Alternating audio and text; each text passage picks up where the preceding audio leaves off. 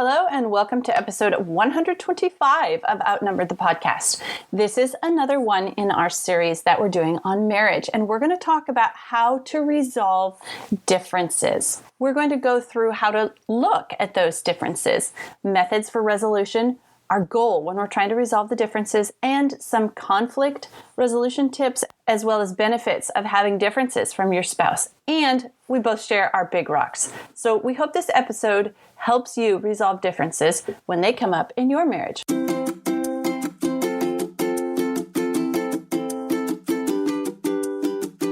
Hello, and welcome to Outnumbered the Podcast. I'm Audrey. And I'm Bonnie. We are experienced moms to a combined total of 19 children. In our weekly episodes, we explore relatable topics using our perspectives of humor and chaos. Tune in for advice and encouragement to gain more joy in your parenting journey.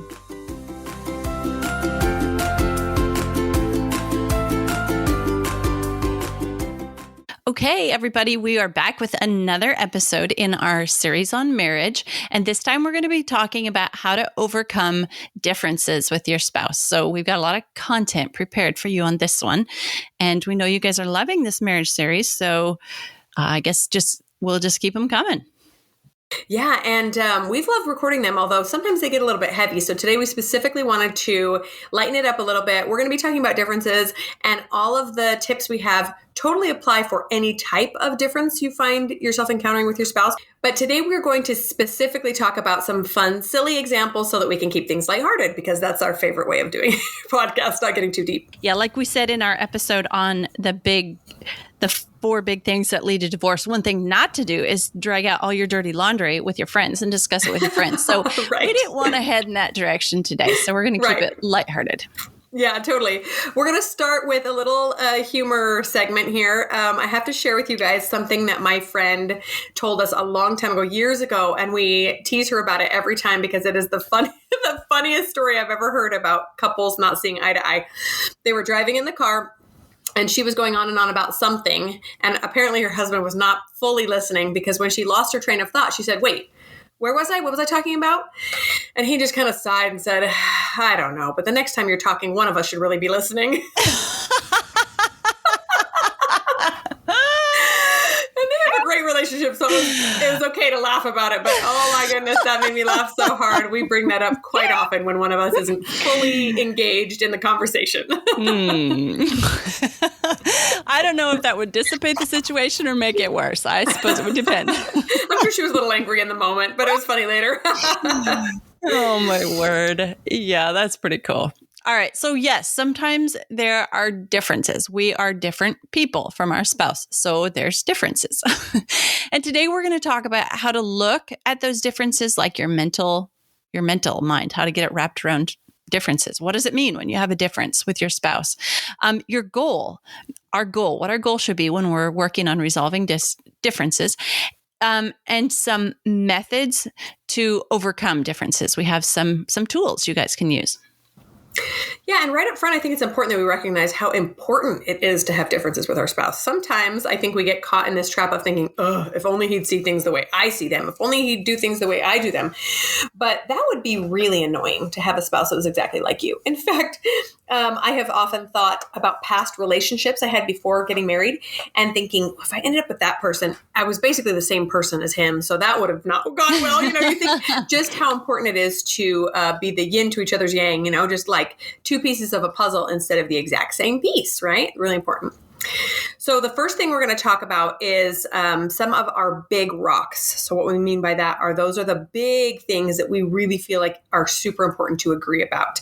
And then after that, we're going to talk about the benefits of seeing some differences. Right. So big rocks in my relationship, my and my husband's relationship are religion. I think that's like my number one. It's very important to me that we are not only the same religion, but we have the same views about religion. And that's a big rock for me. We can't, if we're not on the same page in that, it's very difficult to overcome a difference there. Another one that's super important for me is like our health and our, what we do, what medical or health routine we take with our kids. So like if one of them says, hey, we need to go to the doctor, and the other one says, oh, we need to go go to the health food store and get some vitamins, like that's a pretty big difference to overcome. So I like to be on the same page about that one. And the final one that I thought of was the method of school, the education that we use for our kids. So if one of us, that would be, the difference between homeschooling versus public school versus private school versus all that. Those are some pretty big rocks that my husband and I had in common from the get-go. And it's made the smaller differences easier to overcome because we have those big rocks in place. Oh, that's so interesting what your big rocks are. As I was thinking about this, I have to say up front too that none of these big rocks are the same for every couple, right? And they shouldn't be the same for every couple. We're all going to have different ones. And they may even change throughout our life. Like when our kids are little, I'm sure that like the healthcare of our children or the educational model is going to be a big deal. But as they get older, obviously that's not going to be as big a deal because they're going to grow up and move out or not need our help as much with schooling, et cetera. And I also want to say that none of these big rocks are deal breakers for all couples across the board, right? You might listen to this and go, no, I actually don't care what my husband thinks about how I school our children. I just do it, right? But it's interesting to hear what other people's priorities are. So I think our number one would probably be faith as well. And I know a lot of couples that do a fantastic job in a marriage with differing faith backgrounds. But for us, it is very important. We did grow up in the same religion. And so we have a lot of the same faith-based beliefs, but sometimes we hit bumps in this area as well, and we've had to iron them out. And along those lines, our values. So how we act out our faith, right? So like what's okay to do in our home and what is not, our family values, et cetera, morals. And then finally, I felt like a really big rock for us is our roles in the family. So my role as a mother, his role as a father, husband, et cetera. And this required a little bit of, like I said, ironing out in the first few years of marriage. And I think it's constantly evolving as the kids grow up and have different needs from us. But for example, I have always struggled with being a full-time mom and not having anything else on my plate. And it has taken several years for him to understand that need for me and be okay with me doing something outside of the house, if that makes sense. So yeah, those are our three big ones. All right. Definitely some awesome big rocks to have in place and not be differing on. All right, let's talk about how to look at these differences. Like, what's your mental model about your having something that you have a difference with your spouse on, a differing opinion? So one thing for me is I like to keep in mind the big picture. The big picture for me is we chose to be married. Nobody made us get married. We chose this. This is something we chose because, and then, kind of go back to the big picture of all those reasons why we chose to get married and just bring those to the front of our mind. And it makes the difference, whatever difference we're working through, just kind of seem less important than the big picture. We chose this marriage. And then another thing I like to keep in mind is us resolving any differences we have is the healthiest option for our kids, to live in a home where mom and dad get along and know how to work through conflict resolution and overcome the differences that they have. That is the best atmosphere for our kids to be raised in. Yeah, I love both of those ideas. Both of those reasons to overcome them. So another way of looking at differences is to bear in mind the small or everyday picture, like how you're working through them each and every day. For us, the most important thing is that there's peace in the home, right? And sometimes I just have to bite my tongue to move through a little difference that we're having because I would prefer that to there being fighting all the time. That's also not healthy for our marriage or for our children. So two different ways of looking at it. So that's a great segue because the first thing I have down here is avoid the issue. Like, is it crunchy versus creamy peanut butter? Maybe that's a big difference you've got, but is it going to be your hill to die on? Or can you just kind of avoid this issue? Can you just ignore it and bite your tongue and let him eat the crunchy, even though that is the grossest thing in the whole world? And then you enjoy the creamy because everybody knows creamy is better, except him, obviously, but whatever. So this can work for small issues, crunchy versus creamy. Just avoid it. Move on. Doesn't matter. Okay, wait. Do you really hate crunchy? I hate crunchy. It's horrible. Who wants texture in their peanut butter? Friends? This is so weird. Crunchy is the way to go. Well, no, that's not true. There are different scenarios for each. I'm just going to throw that out there. Crunchy works Name in one. like baked Name goods one where where you want to cr- have nuts. Name one situation where crunchy peanut works. butter bars. Have you ever had chocolate peanut butter bars with a You little know crunch what? to them? I could do no. Listen to this is how weird I am about it. I could do peanut butter bars with chopped up peanuts in it, but not crunchy peanut butter. You got issues, girl. I know. My husband would agree. There is something super satisfying about opening a jar of smooth peanut butter. It's just so silky and delicious. That's true. Mm-hmm. Yes, there are a handful I can think right off the top of my head of things that I've just avoided because we've tried to hash it out before. It's usually something he's doing, quote unquote, wrong, obviously, and I'm trying to get him to change. And very often that avoiding it just means that I'm just getting to the point where I stop being so annoyed by it. So that's just kind of a personal thing to work on, right? And then moving on to slightly larger issues, you got to confront it head on sometimes. Sometimes there is no resolution until it's talked through and you've come to an agreement. And I have noticed that with some of these, all we have to do is have a conversation on it. And all of a sudden we see each other's points of view a little bit more clearly. And we don't have to there's really not as much conflict anymore. We just go, oh, you see it like that. I see it like this. Okay, moving on. Sometimes it requires some more kind of working on it. Yeah. So I was listening to, I think I maybe mentioned a little bit about this in our episode on helping whiny kids with their feelings. But one way, the only way to process an emotion is to feel it. And so kind of in a similar vein, the only way to resolve an issue is to focus on it and work through it, right? You can't solve it if you never talk about it. So yeah, definitely sometimes you've got to confront the issue and get it out there on the table and work it through. Yeah, totally. All right. Another method for resolution is focus on yourself. Are you being selfish? Do you need to change your thinking? Would that fix the situation? Like, if you insist that the toilet paper needs to be put on the roll with the paper coming off over the top, and he always puts it on with the roll and the paper coming out the bottom, what a jerk. Can you maybe just change your thinking and say, actually, either serves the purpose of toilet paper? Yes. And maybe a little deeper, like focus on yourself. Is this like, what is your reason for wanting to have the thing that you're wanting, the difference, have it your way? Is it like at the be honest with yourself. Is that the basis? Are you being selfish? Probably yes, 90% of the time in my situation. Totally. I'm right there with you. Another method for resolving these little conflicts or big conflicts is to focus on your spouse. And this is just the opposite of what you were saying. If you have chosen to see that, yes, you are being a little bit selfish, maybe it's time to turn the tables and just see things from that perspective. Have a little bit of empathy, have the heart of a servant, try to think, what could my spouse be thinking, feeling in this scenario? And how can I make life easier on him or her? That makes a big difference. Yeah. A little example of this is I know I've shared in the past that when we first got married, one of my biggest pet peeves was that my husband left his socks all over the house. And that continued for probably to this day, 17 years. And I remember being so frustrated sometimes. I know that sounds so silly, but I was just I was being very selfish. I was letting it really annoy me because I was the one that was picking them up until I decided to choose the thought, wow, he works so hard for us. Sometimes all he has energy for when he comes home at the end of the day is to sit down and take his socks off.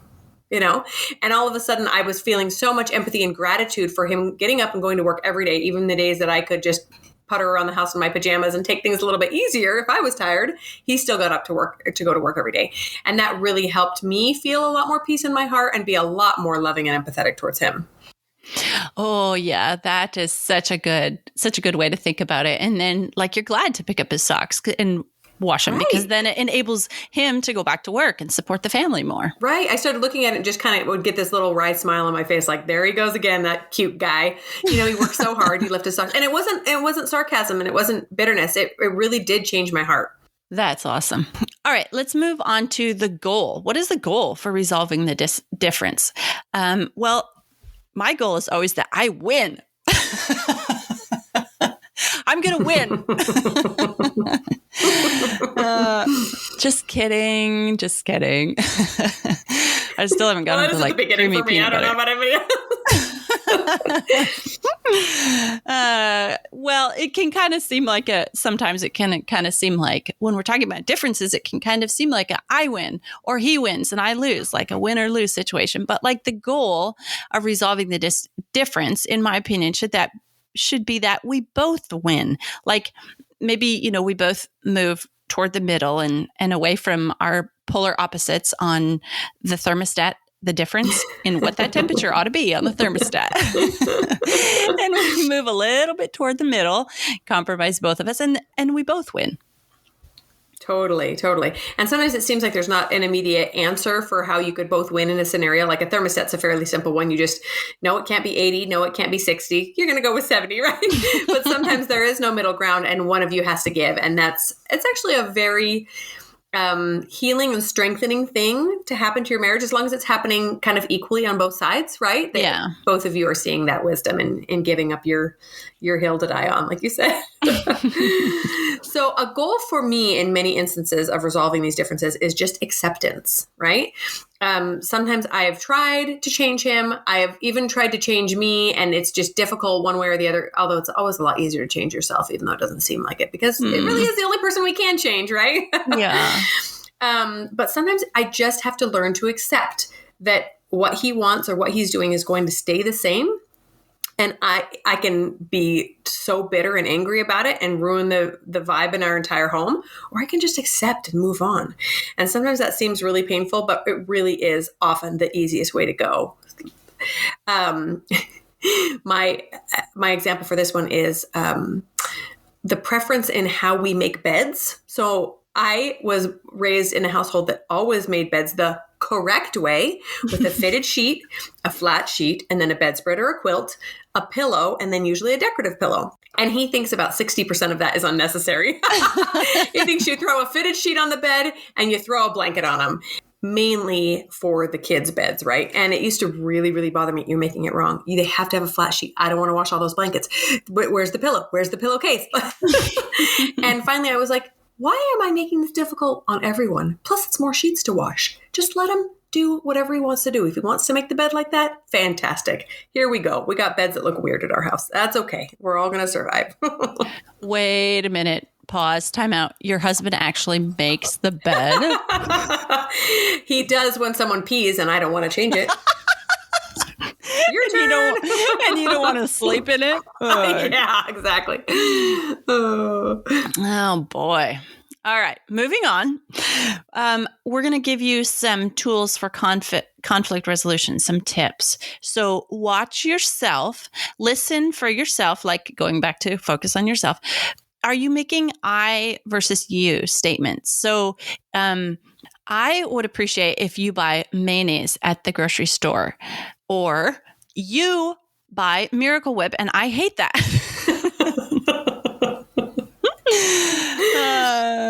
So watch yourself for I versus you statements. I statements can come from a place of honesty or, your perspective. You statements can seem accusatory and put the like attacking, but then also I statements can be pretty defensive and selfish other times.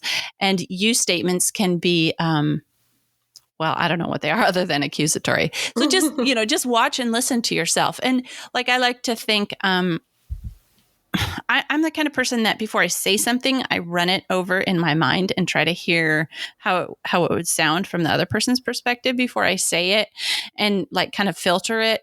But I try to listen for I versus you statements and put my words into the most honest and least accusing form that I can. Yes, I love that. This is like the first thing you learn in therapy 101 is if you're trying to fix a problem, stop attacking and start by dealing with your own self, right? And this goes right back to remembering that you're the only person that you can change. So you start, and then you express things in a very heartfelt way. Like, I don't know if you realize, but I really get my feelings hurt when you say X, Y, Z. Or I guess that's a you, but I really get my feelings hurt when I hear this. Yeah, there right? you go. And then sometimes it's not even on their radar that you're getting their feelings hurt, or that the words are coming across in a different way, and it becomes a very non-confrontational way of expressing your own side of things, and then the other person can choose to react in a neutral way as well. There's really only one way to react when someone says, "You say hurtful things." Well, so do you. Or, no, I don't. No, I don't. Yeah. You're choosing to get your feelings hurt. You know how it goes. Oh, yeah. I think the first place I ever found this method was in the book called How to Fight and Win Every Time, written by a lawyer. That sounds cool. I'll link that one in the show notes. That's a pretty good book. Okay, so my conflict resolution tip is this. In your I statements, also try to avoid absolute words like always or never. Right? So already you're going to be, light years ahead if you're just focusing on your own emotions and expressing them very neutrally. But if you continue to say things like, I never feel heard. Well, that's probably not true. I mean, there's very, very rarely are there circumstances that always or never is even true. Right? Right. And oftentimes when we're very emotional and worked up, we like to throw those out there because it really makes things sound bad. Yeah. Emphasizes our point. Yeah, it really emphasizes it. But you can make your point while being not quite so absolute. Like, I very often feel like I'm not heard, or almost always, that kind of thing. Although I would just highly recommend just not saying always or never. It's just bad. Yeah. It makes things a little bit more confrontational than they need to be. Yeah. Along the same line, if you use specifics instead of generalities, sometimes that can be more helpful too. Oh, yes, totally. Mm-hmm. Yeah. All right. Another conflict resolution tip is respect the other person's boundaries. This is kind of what, we've been talking about changing yourself, but you can't, you don't have the power to change the other person, and you really shouldn't have the desire to change the other person. I know that, respect their boundaries of who they are, and keep in mind all these other things that we said about the big picture and the small everyday picture and all this. It's like our mind can't get into a negative loop and just start focusing on, we found one thing and then our brain just likes to pick at that and then keep finding another thing and another thing and another thing. And I have to tell maybe kind of a little story on myself, what I used to do a couple of years ago that kind of helped me let go of kind of this negative loop thing. So I would get angry and I would go on a walk and I would pick up a little pebble as I was walking. And every time I would think of something negative, I would pick up a pebble and I would say, okay, here's a pebble. And this pebble represents, you throw your socks at the laundry basket and never in them. And a little pebble for everything that was bugging me in this negative loop. And I just let my mind, okay, fine. And then at the end of my walk, this place where we lived, the place I turned around had a stream. This was my turnaround point, the bridge over the stream. And I would have to take this entire handful of pebbles that my brain had conjured up and drop them over the bridge into the water. And then on the way back, I made myself think of things I was thankful for, things I was grateful for, and all these positive things about my husband. And was like, those pebbles are gone. They're in the bottom of the river. You're not going down in the water to get them. Just let it go. That was a little mental thing I did for a little while to work through. I mean, my husband's so wonderful that there was probably 2 pebbles in my hand ever. But anyway, moving on. I love that. And I also love the imagery of hauling this load of negativity, right? Yeah. And how often do we do that? Do we allow ourselves to just get our minds to get bombarded with all the negativity that we've heaped on it? And I know we all know what that mindset is like, right? One thing is like the straw that breaks the camel's back. And all of a sudden, this swarm of thoughts of all the negative things your spouse has ever done come flooding into your mind, right? Even the things that you've totally forgotten and moved on with because it just seems like they're always this way, right? And so to just be able to release that feels really, really freeing. And in the end, what do they say about forgiveness? That it's really a gift to yourself more than the other person by letting go of that bitterness. Freedom. So, yeah, totally. Oh, I love that. I'm going to try that. I need to find a walk around here with some stones. With a bridge at the end. Although I'm going to do it for my kids because my husband I don't need it for very often. But the kids are different. Okay. Yeah. Okay, so last conflict resolution tip, and this goes right along with that empathy tip for getting your mindset in the right place when you're getting ready to resolve a conflict, and that is to just put yourself in their place. So many times I have gotten so worked up on something that is bothersome to me that I forget how bothersome the other side is for him. So, for example, I love pretty pillows on my couches. Like if it were up to me, we'd have like 10 on each couch. But I have children, so they always end up on the floor. And I have a husband who dislikes lots of pretty pillows, and he dislikes picking them up off the floor. And so for many years, we would fight over this. He'd say, another pillow just magically appeared on the couch. I'm like, yeah, I don't know where that came from. And it wasn't until I realized, well, it's because he doesn't like picking them up over and over and over, just like I don't, but they're more important to me. So I kept picking them up. And interestingly enough, I actually stopped collecting them. We still have a handful here and there. But he has actually changed as well. And he is very, very protective of the pillows now. So we've both kind of come a little bit closer to each other's side of things. And he helps me keep the kids from walking on them. Throw them on the floor, fine, but don't walk on them with your dirty feet. That is really cute. All right. We want to finish up by talking about the benefits of having differences from your spouse, being different people. So the first benefit, we've got 4 for you. The first benefit is enrichment. Just think about this. If you had never tasted how disgusting crunchy peanut butter is and that nasty texture in your mouth, would you be able to appreciate creamy peanut butter as much? No, I don't think so. And so if you had, like you were saying, somebody who was just the same as you, how could you appreciate and be enriched by the differences? So building up and appreciating the other because they're different from you. And yeah, that's just the first benefit is it enriches you to be around someone else who's different than you.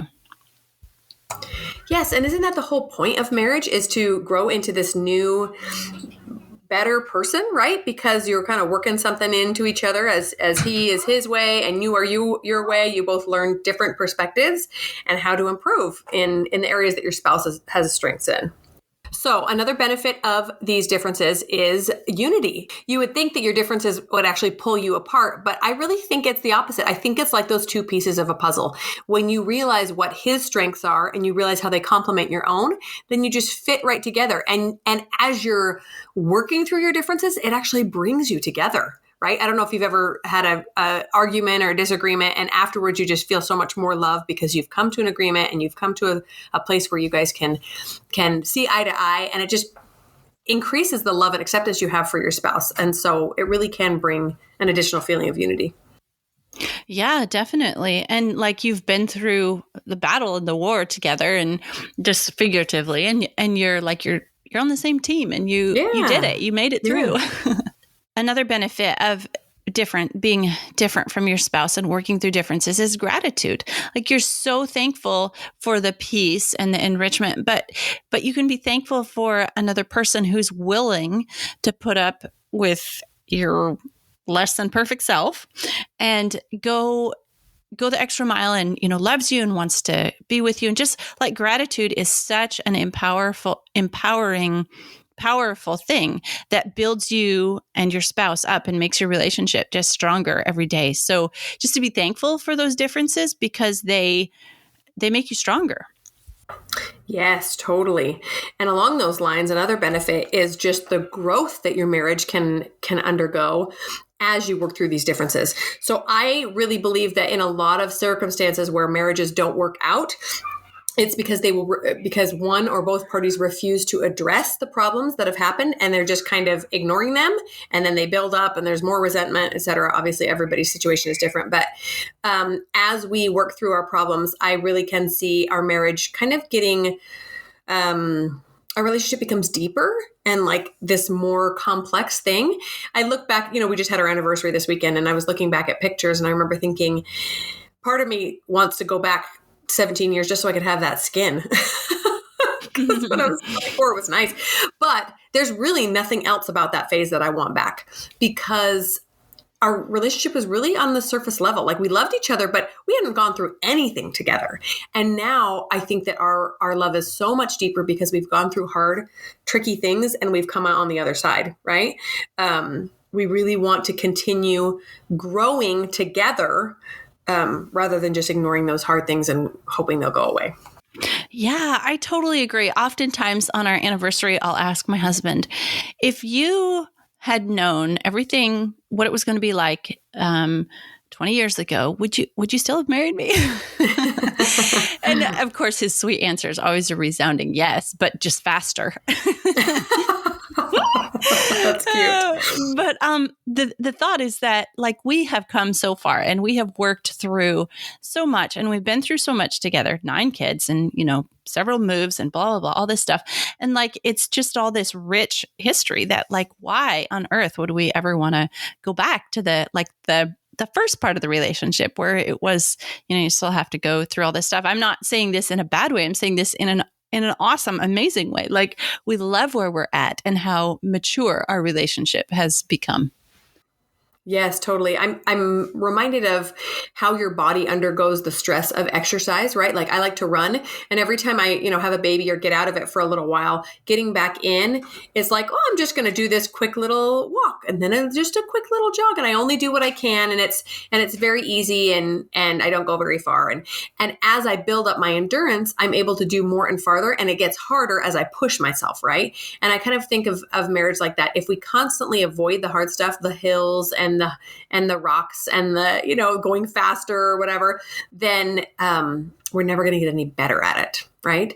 Obviously we don't try to create problems because there's going to be plenty, whether we like them or not, but to push through them and to work hard to make sure that the marriage is a priority, no matter what else is going on in your life. Yeah. Such good thoughts. All right. My final thoughts for this episode are just, you guys, it's worth it. I think I mentioned on a recent Patreon episode that my husband and I have our 25th wedding anniversary this year. And we've worked through 25 years of being different people, and it's been worth it. And I think the benefits of overcoming differences far exceed the little bit of pride that I've lost and having to admit that it's okay. Crunchy peanut butter is okay sometimes too. Like I just love how what a mature relationship has. Like I think about, trying to start over with somebody else. Oh, good grief. Who would ever want to do that?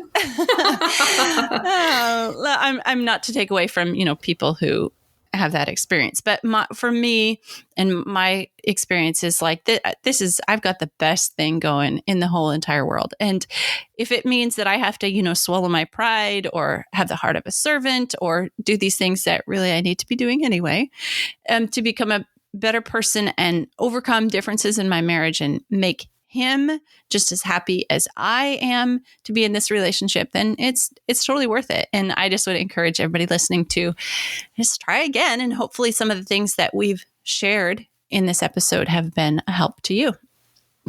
Yes, such excellent thoughts. I recently read a post by a woman on Instagram who had been through a divorce and a remarriage and said, if you think your marriage is hard and you think it would just be easier to start over with someone else, you'd be wrong. Every marriage is hard. Every marriage is hard. And obviously some marriages get to the point where you can no longer be in a marriage because it's unhealthy, but if you are both decent people, you can make it work. And like I said, we celebrated our anniversary, 17 years. And when we posted about it on Facebook, one friend said, "Teach me how," because he was single. And I wanted to be serious, but also kind of tongue in cheek say, don't be a jerk and don't marry a jerk. That's about as simple as it is. You have to be unselfish and you have to keep being unselfish, even when it seems like they're being selfish. And as you do the same, they will hopefully do the same back at you. And in the end, you just control yourself and you decide, is this worth working for? And I promise it is. So good luck out there, you guys. Okay, so we are going to link in our show notes some of our favorite books and resources that have helped us with conflict resolution when we just listening to a podcast episode like this isn't enough. So if you want additional resources, go ahead and hit those up. Thanks for listening, friends. Click the link in the show notes to subscribe to our email and never miss another episode. Show us some love by leaving a review on iTunes or sharing the podcast with a friend. Thanks for all your support. We'll talk to you next week. We're going to talk a lot about some lighthearted, silly ones, just so we don't get too deep today. Hold on. Okay. All right. I'll have to do it after I'm done. What? No. Her skin is falling off her toenail. She scraped it real bad, so I told her I'd clip it, and then we forgot. Yes. Can you please come get Alice? Oh, he's coming. Okay. Never mind. Coming in. Okay. I'm going to repeat that last bit.